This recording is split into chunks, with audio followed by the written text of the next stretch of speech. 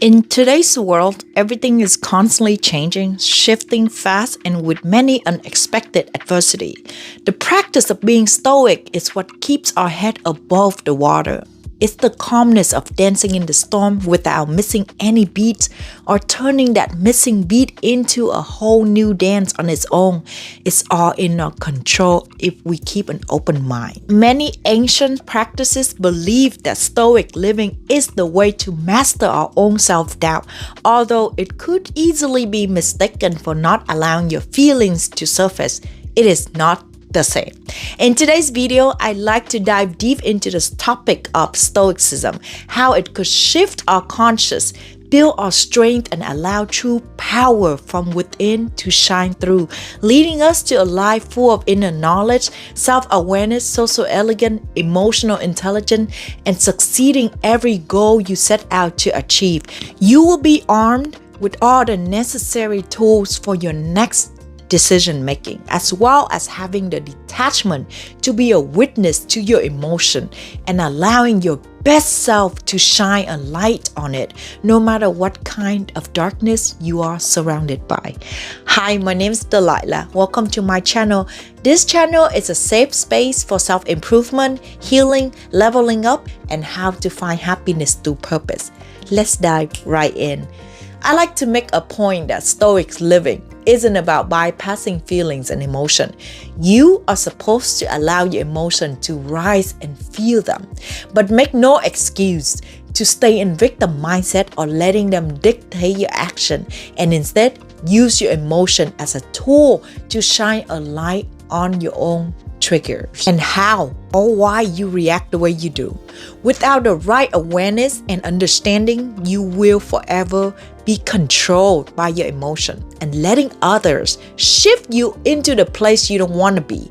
Do not be a slave to your emotion. There's a huge difference between observing and allowing, which is a healthy outlet, whereas reacting, which will keep you in regret. That leads us to number one. Have a clear and firm purpose.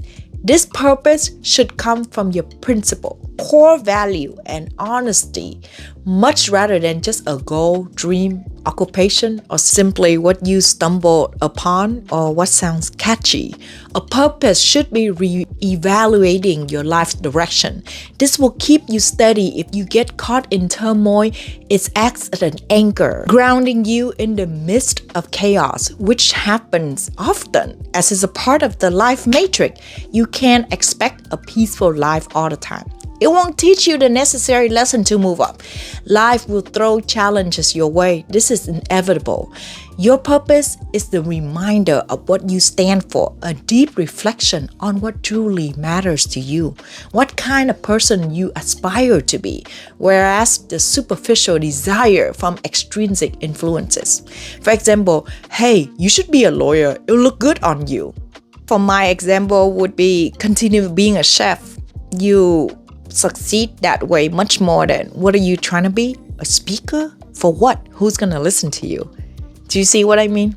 This is your motivation to shed old habits, act as a guiding light which embraces the new perspective, to discover your true self and to stay in alignment with it. Take your time to internalize your purpose and let it guide you. Always remember your purpose during these hardest moments, as it will make the challenges more manageable.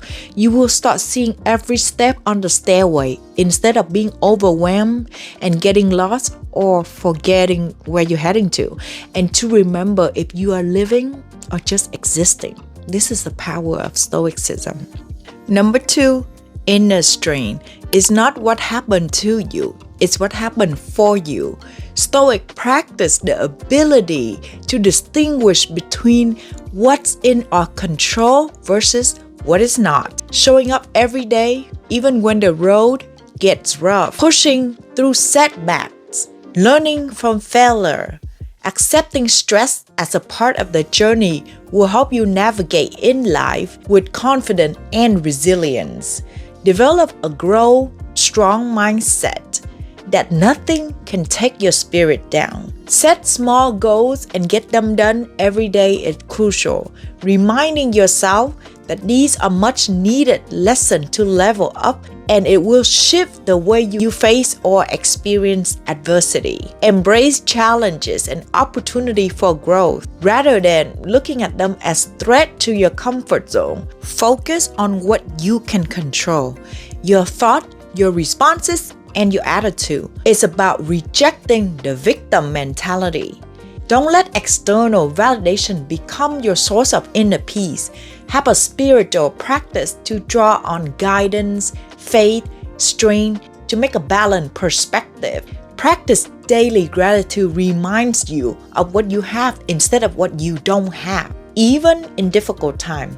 Embracing your vulnerability by acknowledging your triggers, insecurity. This doesn't make you look weak. Don't misunderstand it. It makes you aware, and what you are aware of, no one can use it against you. They become your strength to navigate through life with authenticity and confidence. For example, if you know you procrastinate, build a structure that helps you stay focused and productive, like a daily habit. I have one. Watch this video if you want to learn how to do it. If you struggle with anger, practice remain calm by constantly reminding yourself during those moments by having daily practice.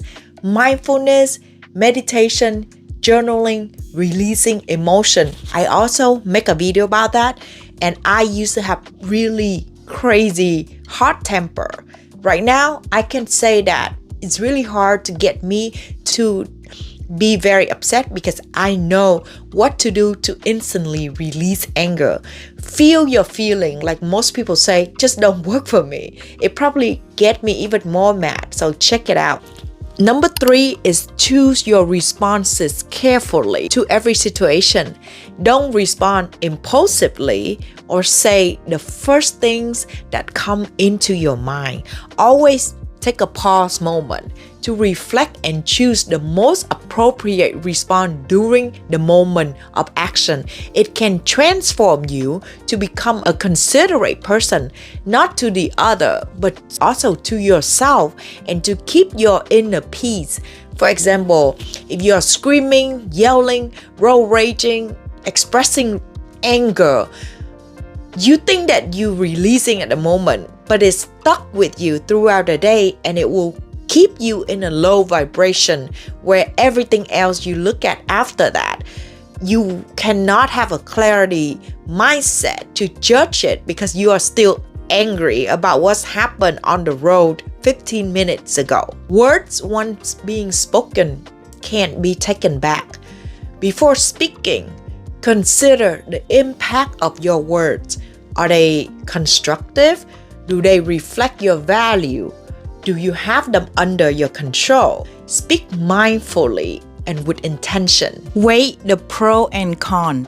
Robert Greene stated in his book 48 Laws of Power, by saying less than necessary, you create the appearance of meaning and power. The less you say, the less risk you run to saying something foolish, even dangerous. This is not easy, especially if you are a talker. You love to talk. I used to overshare a lot, and I mean to everyone. And no matter how hard I try to stop, it seems like I got cursed with my tongue, and it took me being in monk mode and not seeing everybody for months to finally be much more selective of what I would be talking about. Unfortunately, this bit me in the rear end before when people try to dig out information and use it against me. Have love for people, but do not trust them blindly. Practice restraining your words. Takes a level of self-awareness and discipline. It's about being conscious of your impulsive and actively choosing to control them. Number 4, remain cool and composed no matter what. This is not just a skill but an art of daily practice. Always focus on being in the present moment, being grounded in your body by meditation, which isn't just about sitting down in one place and taking deep breathings, if that's what you're thinking, because I know it sounds boring, but it's about being fully in control of yourself and always be in the present moment. deepening the understanding of your own emotion, anticipating obstacle by visioning the difficulty along our paths. We prepare to face them calmly and thoughtfully. Don't mistake this with thinking negative or expecting the worst, but being realistic, just getting ready for anything. Don't let yourself fall in the trap of toxic positivity or spiritual bypassing by only acknowledge positivity, love, and light, everything on the bright side. By doing this, you won't be caught off guard when things go wrong, since you already consider the possible solution and way to manage your reaction. Number 5, overcoming fear by understanding that fear is a natural response and it means to protect us.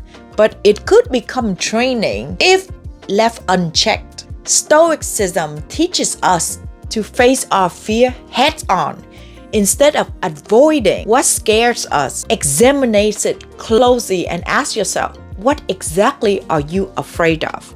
Could it be from your imagination, from overthinking, or underestimating your own power, which come from not being confident in yourself? You will find that fear will lose its power when you analyze it rationally. For example, when I was a kid, I failed at a karaoke contest because I cannot keep my eyes off the karaoke, because from what my family tell me, you will forget the lyrics, so make sure you do that. And I kept doing that, so I looked so unnatural, and everybody wins the contest. There was only 2 kids that left without a certificate, and I was one of them. And that stick with me for the longest time. So whenever I step on stage, that memory just come back to me. So it takes a lot of practice, and I have to tell myself that this is just my childhood trauma. This is not real. I can overcome it. So face your fear heads on, guarding your mind by paying attention to what you allowing into your mental space. Just like you don't let random people come into your room, right?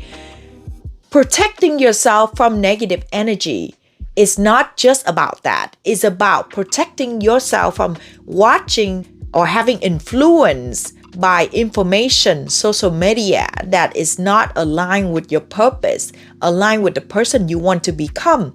Don't listen to music that will cluster your mind. I tell you what, mainstream music nowadays is scary. It's a lot of devil worshiping. If you watch new videos from a lot of artists, Doja Cat, it's just very scary to me. And to be honest, I avoid listening to all of those, especially if you are drinking. It's like you are consenting to yourself that you allow those type of music to go into your subconscious mind. And I don't want to go too deep into this because a lot of people are not going to like this, but we have to be very careful about what we are putting our attention on. Only surround yourself by positive influences, supporters, information that will inspire and uplift your spirit. Expand your knowledge by reading, listening to podcasts, educational channels, engaging with individual and conversation that stimulate your growth, challenge you, and help grow your thinking. This is how you can gain genuine, uplifted companies, peace, and freedom. Incorporate mindfulness practice into your daily routine can significantly help you stay calm during crisis and enhance your self-control, which is, again, meditation. I hate to repeat this, but sometimes I get lazy and I don't meditate enough, and I can tell the difference between my decision making and how easily triggered I am. Number 6, dealing with negative feedback and criticism. Look, you can't control how other people look at you, how they perceive you, because everyone will be looking and judging through their own lens and past experiences that form who they are. Everyone is allowed to have their opinion, which might not align with ours, sadly. We, however, have the power to decide how we want to process it and how much it will affect us. We have the power to choose our responses. So instead of getting mad or trying to get even, be open-minded and try to see what you can learn or take from other people's opinion and perspective to help your growth. This doesn't mean that all criticism is valid and you should bend and adjust yourself to everybody's liking. If you know yourself and you are confident enough in your craft, in your value and delivery, you will create a strong foundation and you won't allow negative opinions to take you down, especially if they're not there to help you to be better. You will instead feel the empathy for those harsh judgment and criticism. Now, this isn't about making excuses for bad attitude, insecurity, judgment, or frustration behavior, but this is rising above to see the world through their eyes. You don't have to agree with them, but understand that this takes an emotional, intelligent person who is truly in tune with themselves to be able to look at other people's opinions from a detached perspective. This is an example of a mature response, and you will only gain more respect after. Handling criticism with the right attitude and gentleness can help develop a thick skin to be resilient to future hardship, embodying the principle of Stoicism in everyday life. Number 7 is forgive yourself and others. This is a very important philosophy of Stoicism. It's not about making excuses for the people who wronged you for your past mistake or overlooking harmful behaviors, but rather releasing its hold on us. This takes heart opening and facing uncomfort feeling. Compassion is harder than being resentment, yet it truly set you free, making space for healing and growth. It's so easy to hold resentment, but it's a lot harder to let go. No one is perfect and everyone makes mistakes. Staying in guilt and shame is the lowest vibration that will continue to manifest negative energy into your life. Either you learn from it or you can stay dwelling. Let it take the life force out of you. Just because you forgive someone doesn't mean that you are allowing them, giving them the key to be back in your life. Forgiving isn't for them. It's for your own growth and mental health.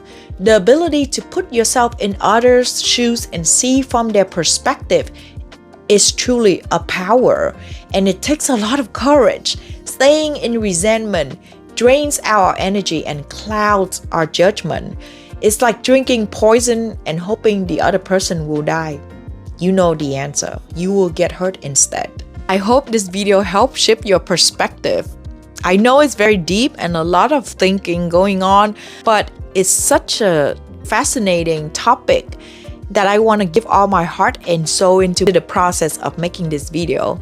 If you find value, don't forget to support by leaving your comment in the comment section. Smash that subscribe button. Let me know your thoughts. Share to those in need. Remember, true power lies not in controlling everything around you, but in mastering your own growth mindset and action, embracing Stoicism teaching to guide you into a life of resilience, fulfillment, happiness, and inner peace. Sending you so much love and encouragement. See you in the next video. Bye-bye. Oh, watch these next.